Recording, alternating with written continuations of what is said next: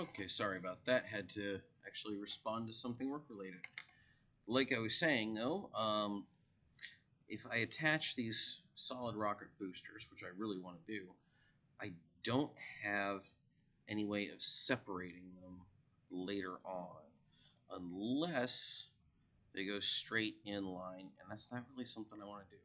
And you can't radially mount the stack decoupler at this point. We just don't have a radial mount option.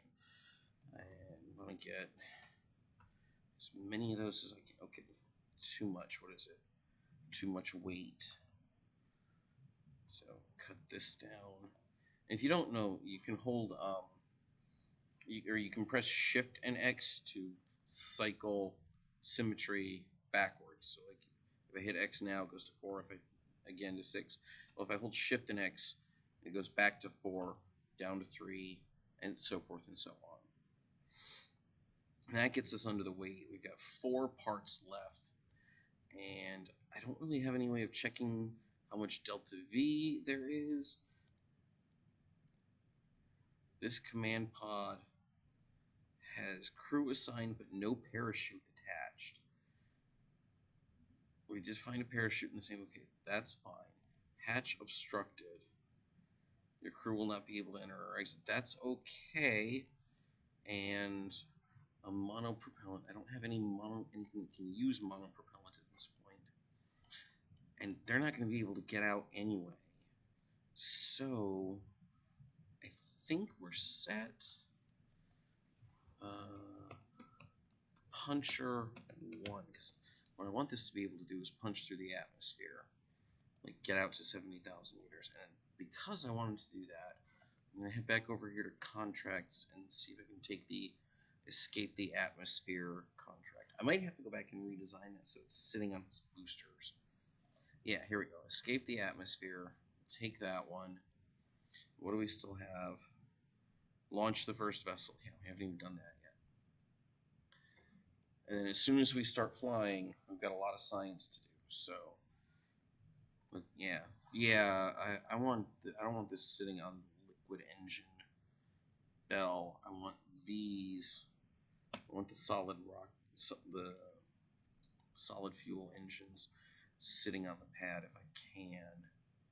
And it looks like, oh, they're just not quite tall enough. Oh well, it's close enough.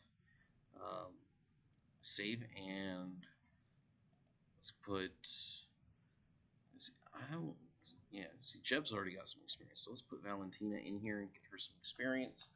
Because the more experience you get them, the faster they can do cool stuff, like control which way you're pointing.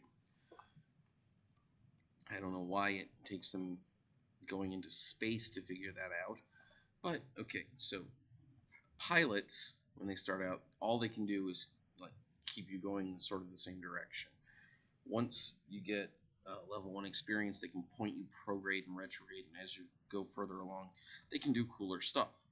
But nobody cares about that. What do we need to do? Before we launch, we need to pull up and lock a window.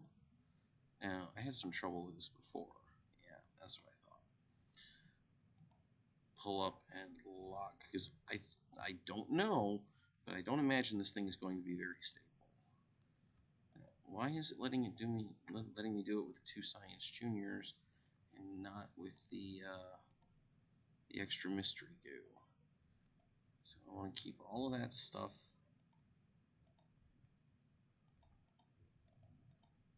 Yeah, I'm gonna have to do the mystery goo one at a time. But other than that, I think we're ready to go.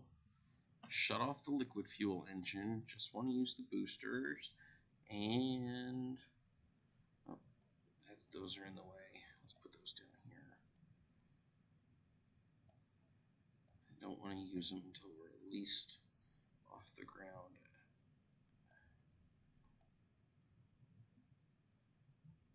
There we go. Launch. And already we're getting credit for the launch.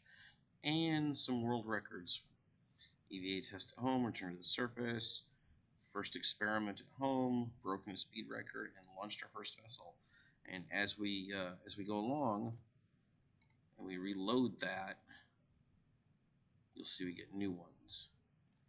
Speed record, altitude, speed. And oh, we are okay, so that's bad, right? If you are flying along and you see these wind effects coming off, that means that you are going faster than terminal velocity, but you're going up. So you're breaking the sound barrier going up, and you don't want to do that because it's a phenomenal waste of fuel. What you want to do is you want to be going just fast enough to not have the aerodynamic effects activate, and then you'll be at the optimal speed. All right, solid rockets cut out. I'm going to let us coast for a while. Just coast on up, and you know what? I'm looking at the map here. 17,000. I really don't think that we're going to make it out of the atmosphere on this go. So I'm going to throttle up that liquid engine.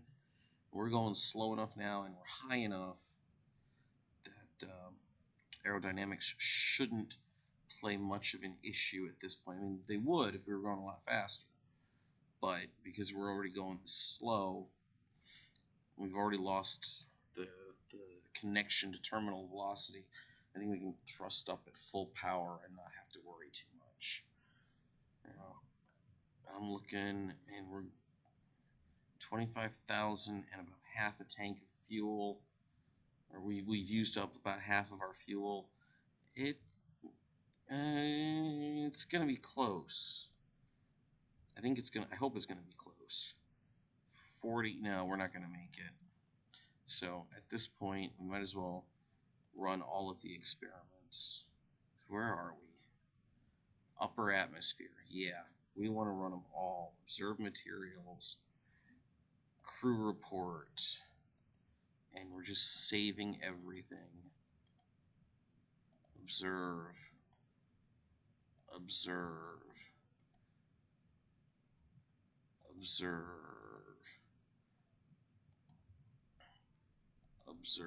Oh, did we make it? 50,000. Well, almost. Maybe next time. Observe.